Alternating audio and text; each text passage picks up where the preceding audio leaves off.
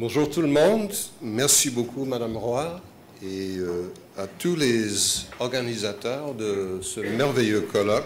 Je suis très content d'être ici avec vous ce matin.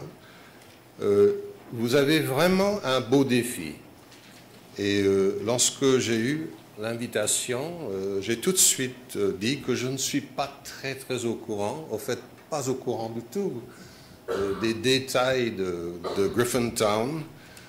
Ça aurait été peut-être plus intéressant pour moi si c'était à l'inverse, si je vous parlais à la fin de l'après-midi après avoir vous écouté. Mais de toute façon, ce que je vais faire ce matin, c'est essayer de vous parler des modalités, des moyens de profiter au sens plus large d'une transformation profonde qui est en train de se faire à Griffintown. Je vais commencer un peu aussi avec des enjeux, mais vu un peu de l'extérieur, de plus loin, pour mettre sur la table, si on veut, les ingrédients du repas que vous êtes en train de préparer dans ce quartier. Et ensuite, quelques observations pour le cas de Griffintown, plus précisément, en tirant qu'est-ce qu'on peut apprendre de quelques exemples qui peuvent être pertinents. Je vais être avec vous toute la journée et j'ai envie de continuer la discussion et de vous entendre. Au mois de mai, j'ai sorti un livre qui s'appelle Walking Home, où je racontais un peu l'histoire de toutes les expériences que j'ai eues un peu partout en Amérique du Nord et dans d'autres pays autour de cette transformation profonde qu'on est en train de vivre de nos jours. Et je commence pour comprendre un peu l'état de désinvestissement dans nos villes, qui a produit les conditions existantes dans un quartier comme Griffintown. J'ai fait un peu marche arrière pour voir dans les années avant la Deuxième Guerre et dans les décennies tout de suite après cette période, dans quelle mesure on est arrivé à un point tournant vraiment assez incroyable. Et ici, on a l'exemple de la grande foire mondiale de New York en 1939, le pavillon de General Motors, où on vendait non pas des voitures, mais un mode de vie. Et nous étions tous plus ou moins des acheteurs. Mais on a tout de suite appris très vite, ça c'est la couverture de Life Magazine 1960, que tout de suite, après avoir créé ces autoroutes, elles se remplissaient, et avec des conséquences qu'on connaît. Et aussi la contamination qui vient avec cette utilisation des automobiles. Maintenant, avec le changement climatique, on le vit. Il y a aussi une crise de santé publique qui est vraiment très grave, surtout en Amérique du Nord et chez les enfants. On a vraiment le pourcentage d'enfants dans nos villes et surtout dans nos banlieues qui sont ou devant les écrans ou on les amène un peu partout en voiture au lieu d'aller jouer comme on faisait dans mon temps, dans la rue avec nos petits camarades. Ça fait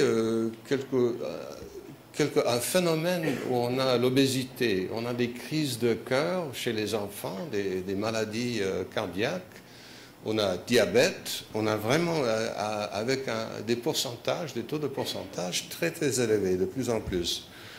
Et le point final, le grand changeur, le catalyseur de changement, c'est le pic pétrolier.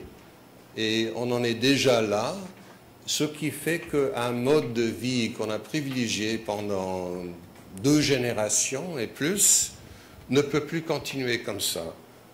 Ce qui nous amène à la ville. Et c'est seulement dans la ville et dans les quartiers comme Griffintown, je dirais, qu'on est capable de résoudre ces problèmes, de faire face à ces défis. Et pour parler franchement, c'est notre survie comme espèce humaine qui dépend de notre capacité de faire ces transformations de façon à la fois efficace et assez rapide et nous diriger vers une autre façon de vivre qui va être plus durable. Et je démontre ici le cas de Saint Paul sur le Mississippi, où j'ai travaillé avec 3 maires en commençant dans les années 90. Et c'était une ville qui était couverte de stationnement, qui perdait sa population, qui avait peu de gens qui vivaient dans le centre-ville, perte d'emploi, vraiment tous les problèmes possibles, imaginables. Et il y a eu un maire, Norm Coleman, avec une grande vision, qui m'a appelé pour travailler avec lui, aussi avec 2 maires, 2 autres maires par la suite. Et ce qui était intéressant, c'était des démocrates et des républicains, des 2 partis. Et ça ne faisait pas de différence quand on traitait ces problématiques de la ville. Et la transformation consistait à remplir la ville d'une nouvelle population, de créer des quartiers, de réutiliser les zones intérieurement industrielles, tel Lower Town qui ressemble de très près à Griffintown. Et je montre ce petit exemple de transformation qui était un banque où on accédait dans sa voiture. Il y avait une petite boîte sur ce triangle où on arrivait pour faire ses dépôts, pour tirer son argent de la banque, et un grand stationnement. Et cette banque, First Bank, a fait un don à la ville de Saint-Paul pour créer ce petit parc où on représente le retour à la rivière. Donc, et ça, c'est il y a 20 ans. Et depuis, la ville a fait énormément de progrès, mais ce qui est important, c'est que toute la communauté de Saint-Paul, tous les citoyens ont contribué dans des centaines de façons à cette transformation. Le rôle de la ville a vraiment changé avec une nouvelle génération qui veut vivre dans les quartiers où ils peuvent marcher à pied. Et donc le titre de mon livre, Walking Home, et voilà, vous voyez dans cette image Bryant Park qui est derrière la grande bibliothèque à New York sur la rue 42e et 5e avenue. Le quartier Distillery à Toronto qui devient de plus en plus populaire. Et c'est intéressant de voir dans ces photos la gamme de personnes, la variété de personnes, question d'âge, de capacité économique, station sociale. Ça attire beaucoup de monde, mais c'est surtout les jeunes. Et j'ai aussi une image du quartier Saint-Roch à Québec, où j'ai travaillé avec le maire Jean-Paul Lallier, dans un quartier qui était vraiment désuet, qui était dans un état assez lamentable. Et le grand geste pour démarrer le changement, c'était de créer une place publique, ce qu'ils appelaient à l'époque la Grande Place. Et autour de cette place se forme un nouveau quartier. Et je vais beaucoup insister sur l'importance du domaine public. Cette transformation aussi se fait, et il y a un potentiel énorme, d'après ce que je vois à Griffintown, dans le traitement des voiries. Les emprises des rues qui étaient dessinées, qui étaient traitées de façon à mobiliser autant que possible la population dans les automobiles.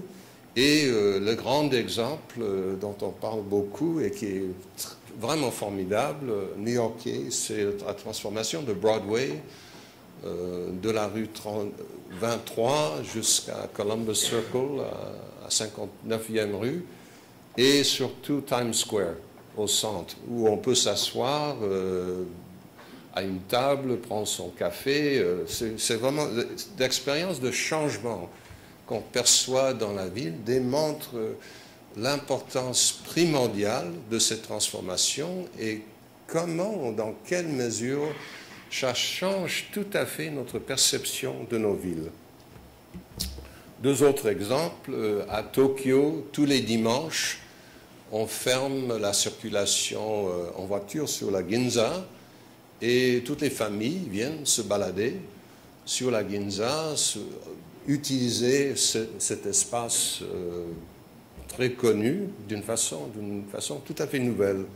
Un autre exemple en bas, dans une ville suédoise, même phénomène. Donc, ça nous amène à penser non seulement aux solutions permanentes, mais aux expériences et à l'utilisation temporaire des espaces, où on peut essayer d'autres possibilités d'utiliser les espaces. Par le biais de ces expériences, on apprend beaucoup et on est capable d'innover. Ce changement se produit dans nos moyens de nous déplacer dans nos villes. Et ça, c'est profond, c'est très intéressant à quel point le vélo est devenu un moyen de transport dans la ville de Montréal, avec Bixi par exemple, et on a maintenant dans une centaine de pays dans le monde ce genre d'opération. Aussi le fait qu'on partage l'utilisation des voitures. On va les utiliser quand même, mais on n'a pas besoin de les avoir comme propriété personnelle. Et ça, surtout pour les jeunes, maintenant, ils se vantent de ne pas posséder une voiture. Quand j'étais jeune, j'avais hâte d'acheter ma première bagnole. C'était vraiment quelque chose un moment très important dans la vie. Et après, le statut social d'une personne était vraiment quelque chose qui était lié à quel genre d'automobile on possédait. Maintenant, si une jeune personne peut dire « je n'ai pas de voiture », ça veut dire que j'ai organisé ma vie de façon à vivre dans un endroit où je peux accéder aux choses dont j'ai besoin tous les jours d'une façon très désirable. Et lorsque j'en ai besoin, je n'ai qu'à utiliser Zipcar, AutoShare, tout ce genre de système de partage. Aussi l'utilisation des appareils handheld pour accéder aux moyens de transport, que ce soit des trains, que ce soit des métros, que ce soit des transports en site propre, des tramways, devient de plus en plus répandu dans le monde. On a l'exemple à Hong Kong du système Octopus qui permet aux gens de faire tout ça et même acheter son journal et son café avec la même carte. Et ça c'est un changement très important. Et au fait, j'insiste beaucoup sur le transport en commun comme la fondation de toutes les 5 visions, je peux dire, dont Madame Roy a parlé. Il faut que l'accès au transport commun efficace qui nous permet d'accéder à tous les endroits où on a besoin d'aller est vraiment primordial. Et dans cet exemple, dans un quartier de Stockholm, non seulement d'avoir le transport en commun, mais de le célébrer, de créer par exemple cette station pour un tramway qui est vraiment, c'est une place extrêmement agréable. C'est aussi un climat qui est difficile comme le nôtre, et d'avoir l'abri, d'avoir une certaine générosité dans l'espace public autour de cette station porte un message très important.